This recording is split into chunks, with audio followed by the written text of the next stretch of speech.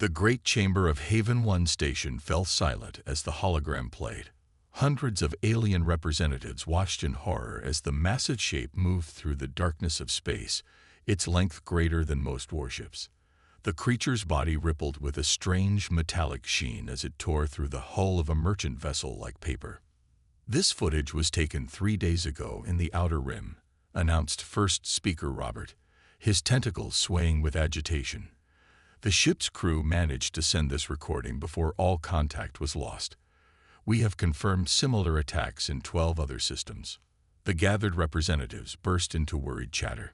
Merchant princes clutched their profit charts, while military advisors whispered urgently to their superiors.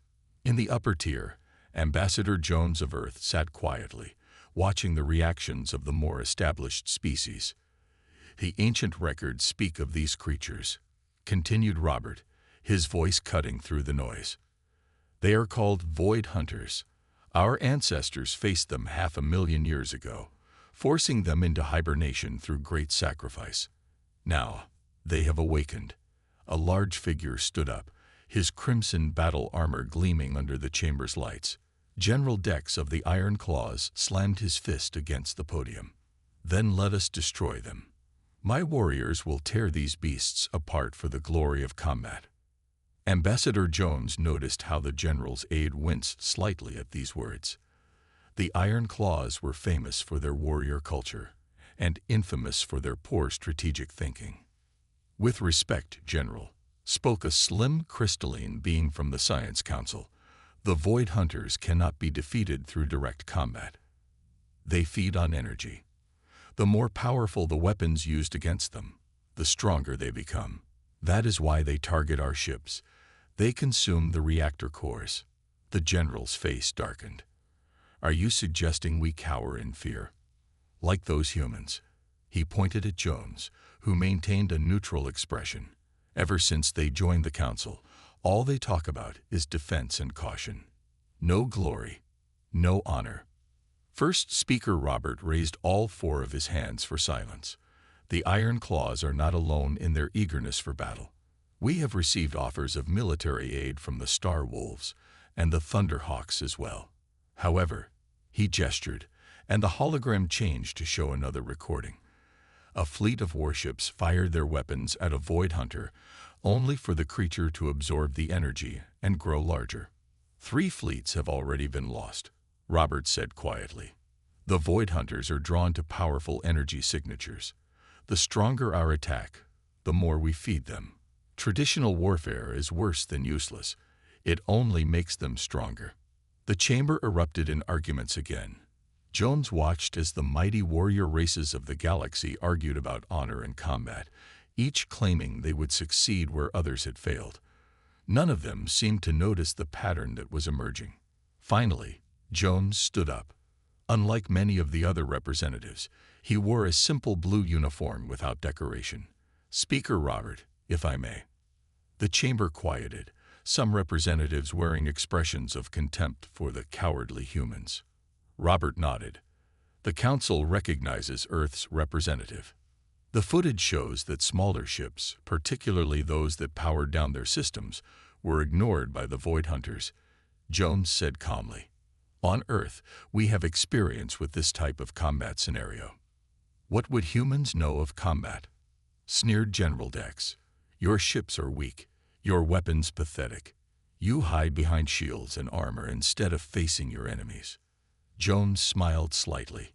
"On Earth, we once fought wars under the ocean. Great vessels would hunt each other in the depths, where direct combat was impossible. Victory went not to the strongest, but to the quietest, to those who could think like predators while being prey." The chamber grew quiet as Jones continued. "We learned that sometimes the best way to fight is to not look like you're fighting at all. The Void Hunters are energy predators, drawn to power signatures like sharks to blood in the water. Perhaps what we need isn't strength." He paused meaningfully. "Perhaps we need hunters who know what it means to be hunted." First Speaker Robert's tentacles curled with interest. "Are you offering Earth's assistance, Ambassador?" "Yes," Jones replied. "But not our warriors. We'll send our submariners. the men and women who learned to fight giants by becoming shadows. He looked directly at General Dex. Sometimes, Speaker, the greatest courage is found not in those who charge forward, but in those who know exactly when to hold back. The chamber erupted in discussion once more, but now there was a note of hope mixed with the fear. In the back of the room, a junior aide was already transmitting a message to Earth Command. Request immediate deployment of silent service veterans. The galaxy needs submarine warfare experts. Urgent. The hunt was about to begin. Captain Jack Miller stood in the command center of Earth Defense Station Beta, staring at the message from Haven 1. Around him, retired submarine commanders and active Space Fleet officers studied the Void Hunter footage with intense concentration. None of them spoke. They were too busy thinking. "It's like watching old whale recordings," said Commander Anna West, breaking the silence. She had served 20 years in submarines before moving to space operations. "Look at the way it moves. The hunting patterns are almost identical to deep-sea predators." Miller nodded. "That's why they call us. Every warrior race in the galaxy is lining up to fight these things head-on. But we know better, don't we?" The room filled with knowing smiles. These were men and women who had spent their careers playing the deadly game of hide-and-seek in Earth's oceans. They understood what it meant to fight an enemy that could crush you with one touch. "Sir," called out Lieutenant Reed from the analysis station, "I've compiled the data from all Void Hunter attacks. They're attracted to power signatures above certain thresholds.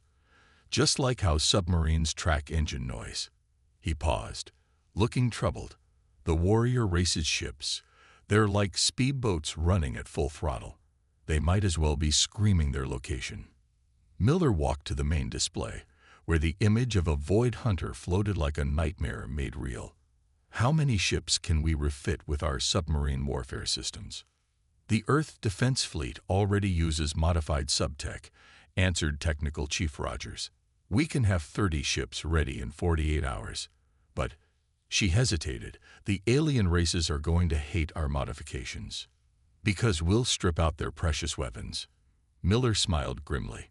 "Better to wound their pride than lose their ships. Send out the call. I want every submariner we can get, active or retired. It's time to teach the galaxy how to hunt from the shadows." The response was immediate. Within days, Earth's modified ships began arriving at Haven 1. The alien races watched in confusion as humans stripped down their vessels, removing unnecessary systems and adding layers of energy-absorbing materials. Every ship was painted in what the humans called dark water black, a color designed to blend with the void of space.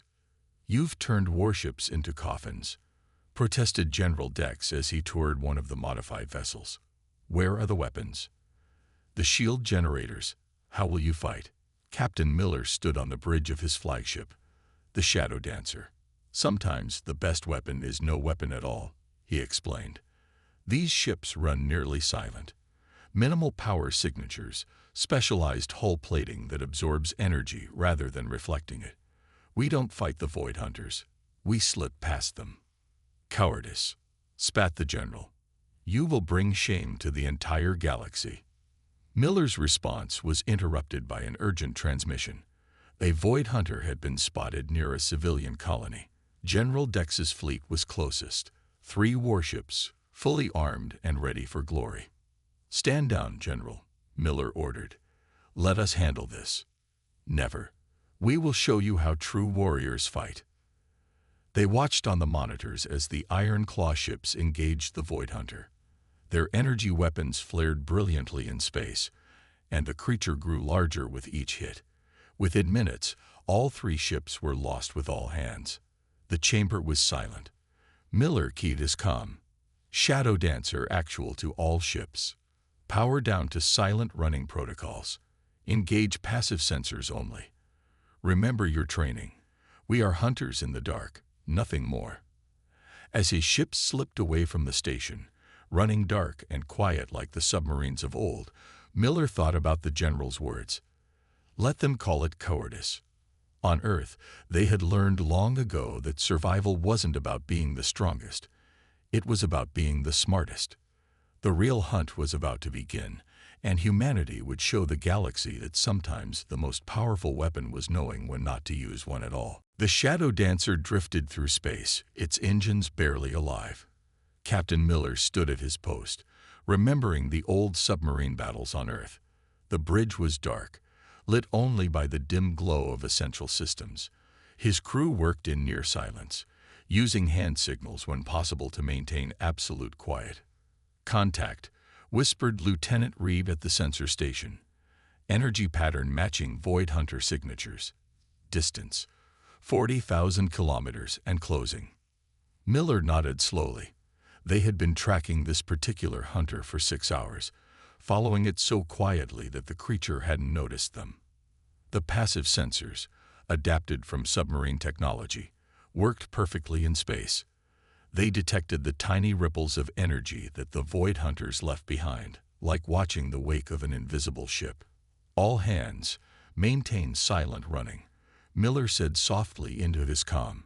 Around him, his crew moved with careful precision. Every person on board had submarine experience. They knew that one wrong move, one power spike, could give away their position. Commander West's voice came through his earpiece, barely a whisper.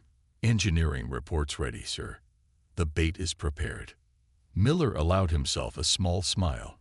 The plan was simple, but it had taken all of humanity's experience with underwater warfare to perfect it. They weren't going to fight the Void Hunter. They were going to trick it. "Launch the drone," he ordered. Far below in the launch bay, a small unmanned craft slipped out into space. It was little more than an engine and a power core, but it was broadcasting energy signatures that matched a civilian transport. Perfect prey for a Void Hunter. "Predator is changing course," Reed reported.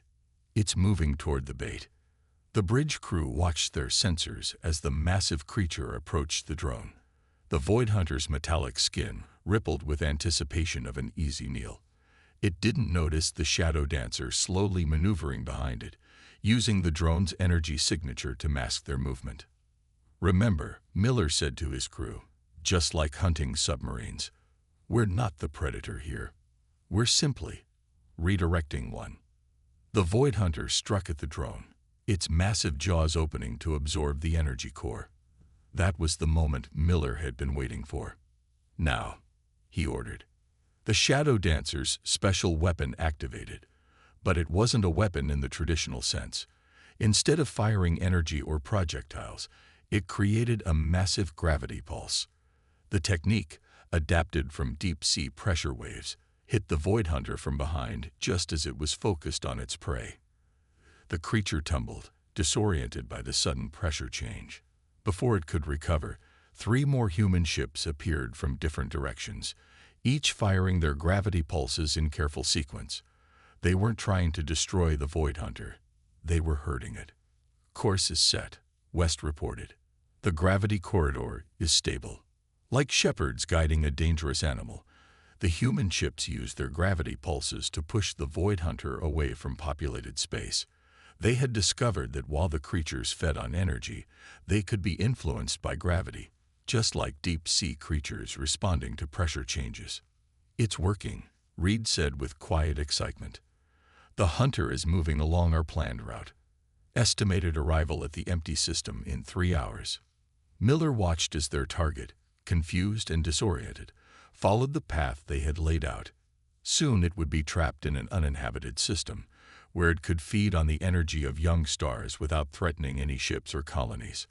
"Message from Haven 1, West announced. "The Council is watching our progress. They're impressed. Send them our regards," Miller replied. "But keep it quiet. We're still hunting." As the Shadow Dancer continued its silent mission, Miller thought about how familiar this felt.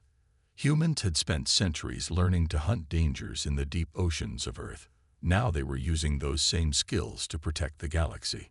The warrior races might call it cowardice, but there was an old saying among submariners: "The smart hunter never lets the prey know it's being hunted at all." And humanity had just proved they were the smartest hunters of all. The training room on Haven 1 station buzzed with activity. Where once there had been mockery of human methods, now there was eager attention. Captain Miller stood before a mixed group of alien species, pointing to a hologram showing the successful capture of the first Void Hunter. "The key isn't strength," he explained, watching as members of different races took notes. "It's patience, understanding. You have to think like both the hunter and the hunted." Even a few Iron Claw warriors sat in the back, trying to look uninterested but paying close attention. Their own fleets had lost 6 more ships to the Void Hunters in the past week, while the human vessels had successfully redirected 3 more creatures without a single casualty. Lieutenant Reed operated the hologram controls, showing the sensor readings from their first encounter. "Notice how we kept our power signatures below this threshold," he said. "The Void Hunters can't track what they can't sense. It's like walking softly in a predator's territory." A young Iron Claw officer raised his hand. "But how do we fight without our main weapons? Without our shields at full power?" "You don't," Commander West answered, stepping forward. "That's the whole point. You avoid the fight entirely. Create a solution that doesn't need violence." In the corner, Ambassador Jones watched with pride as the alien races began to understand. The Council had officially requested Earth to establish this training program after the success of the Shadow Dancers mission. Now, mixed crews were learning to operate ships using human submarine tactics. "Your next exercise," Miller announced, "will be running silent. Each team will practice powering down their ships to minimal levels while maintaining essential functions. Remember, on Earth, submarine crews would go days or weeks running silent. It requires patience and discipline." The alien crews gathered around their training consoles.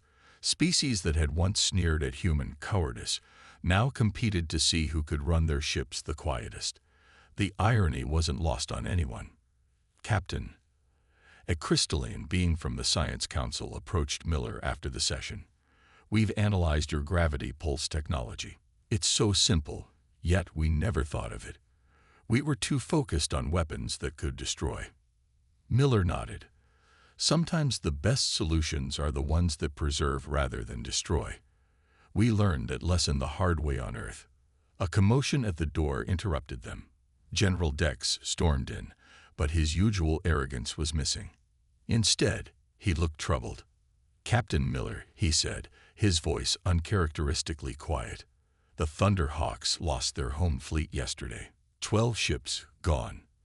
The Void Hunters are getting bolder, hunting in packs now." He paused, swallowing his pride. We request human assistance in training our remaining crews."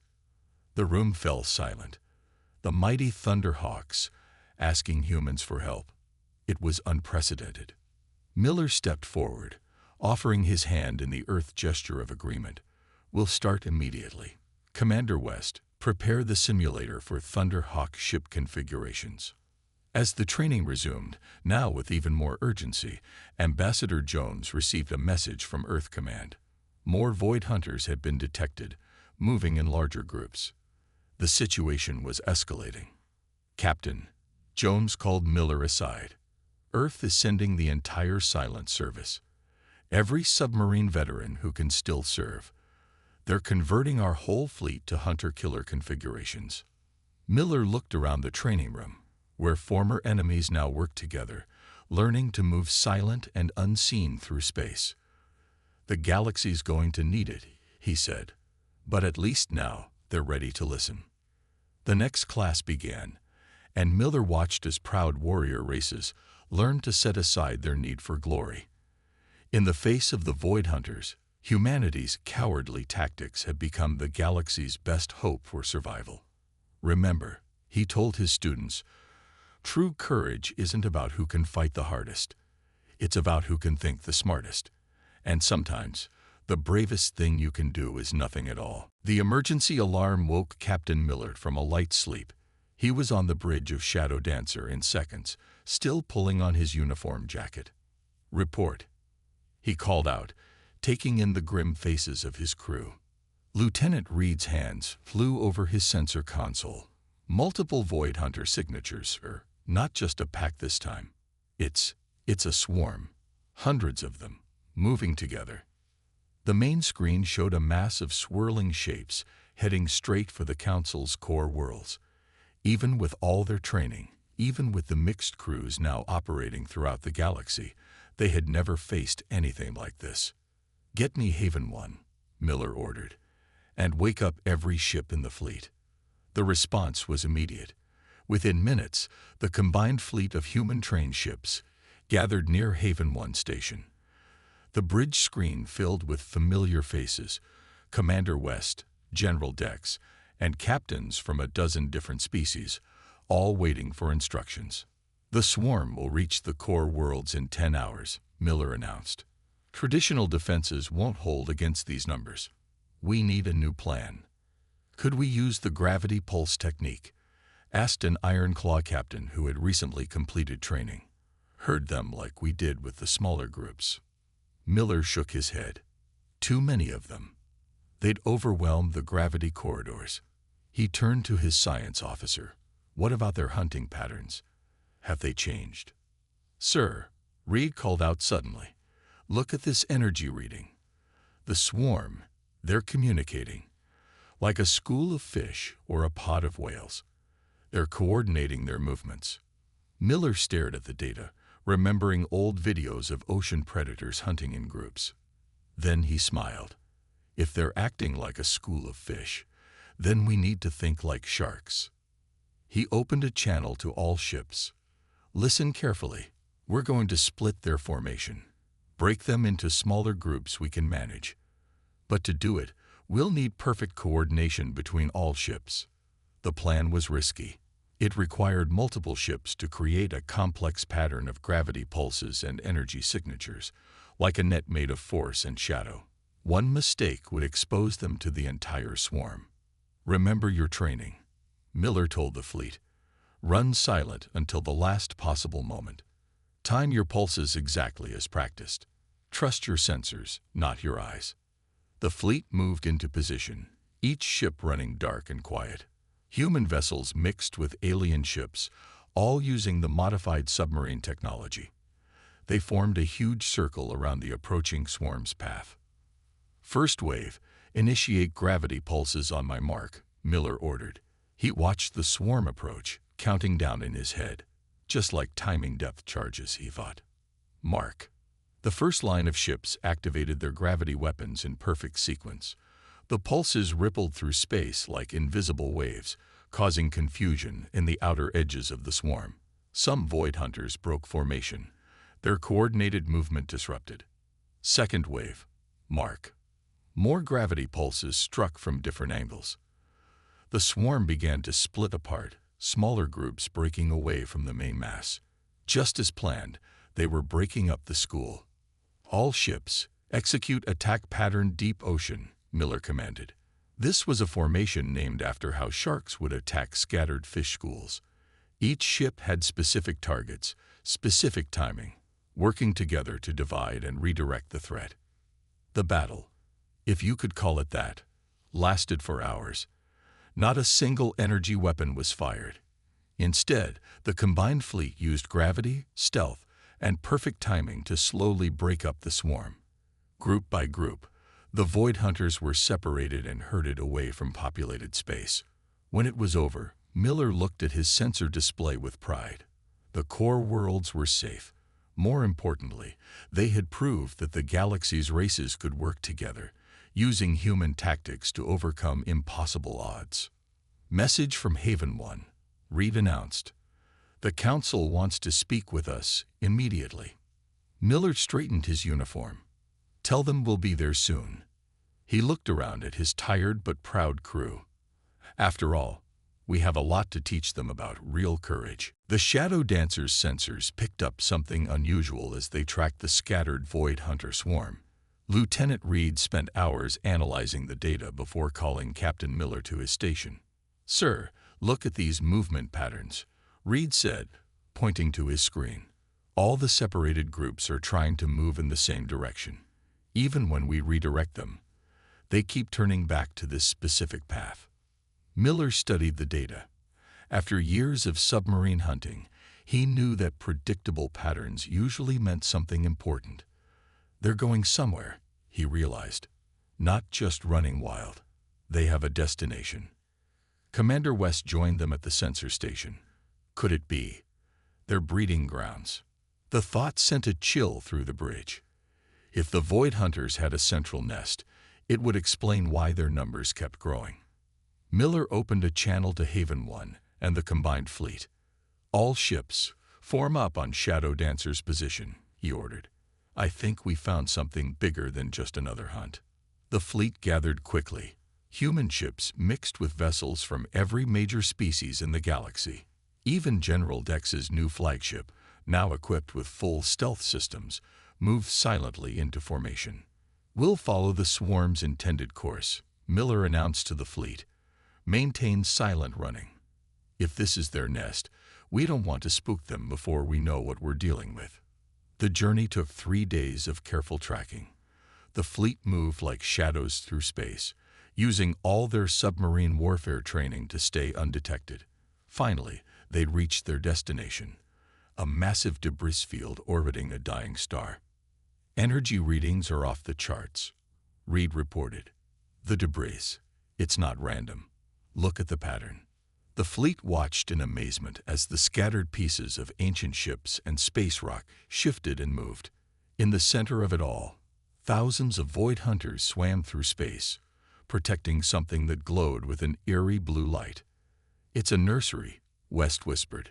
They're not just predators. They're protecting their young.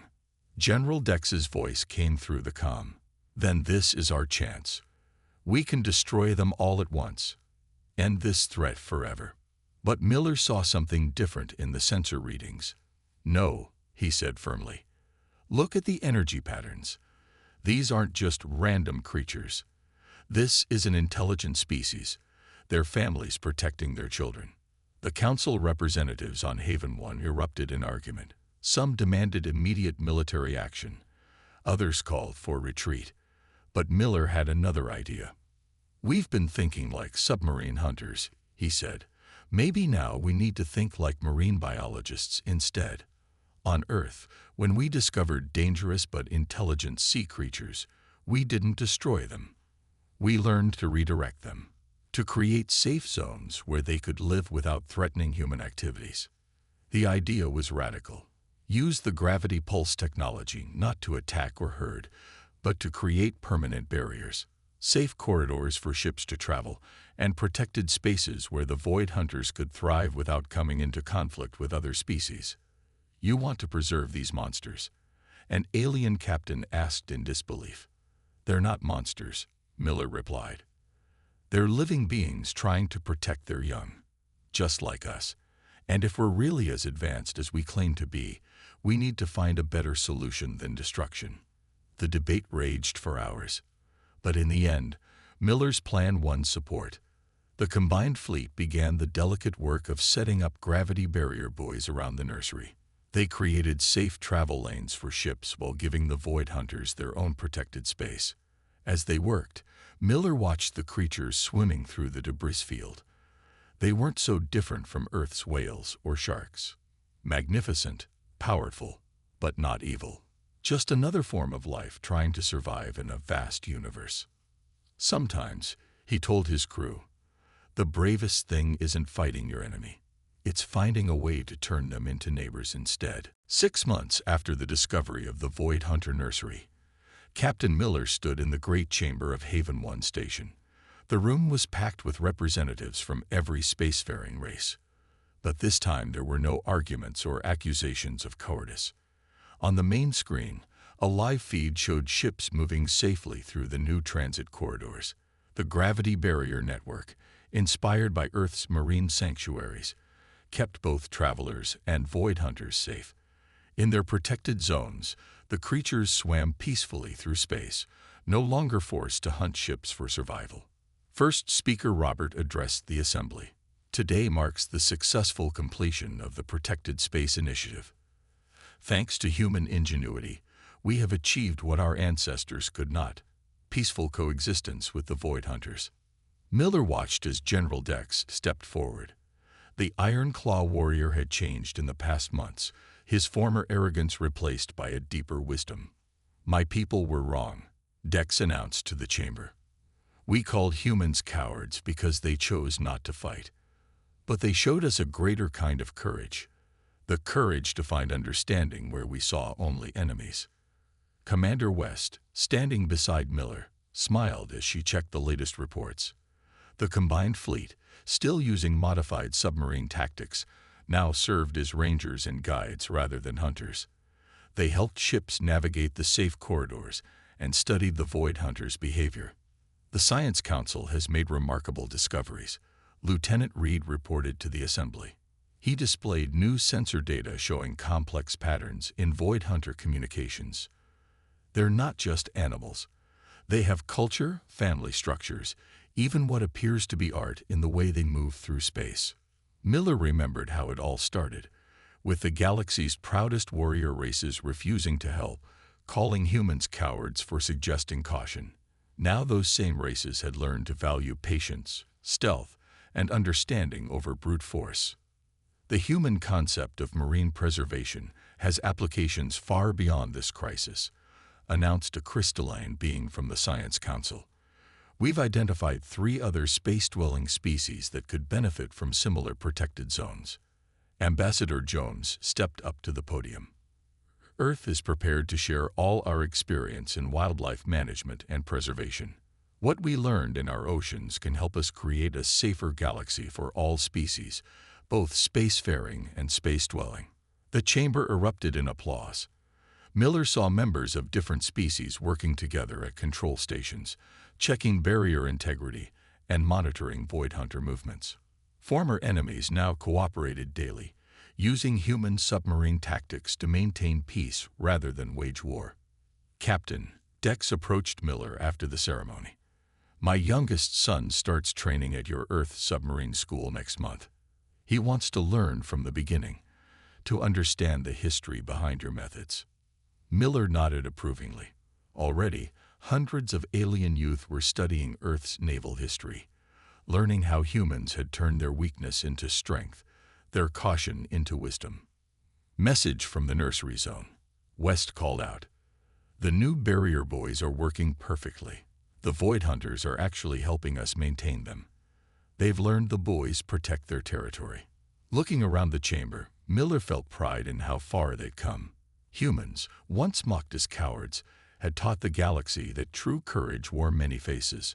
Sometimes it roared like a warrior in battle, but sometimes it whispered like a submarine moving silent through deep waters. "The greatest victory," he told his crew later, "isn't defeating your enemy. It's turning an enemy into a friend. And that takes more courage than any battle."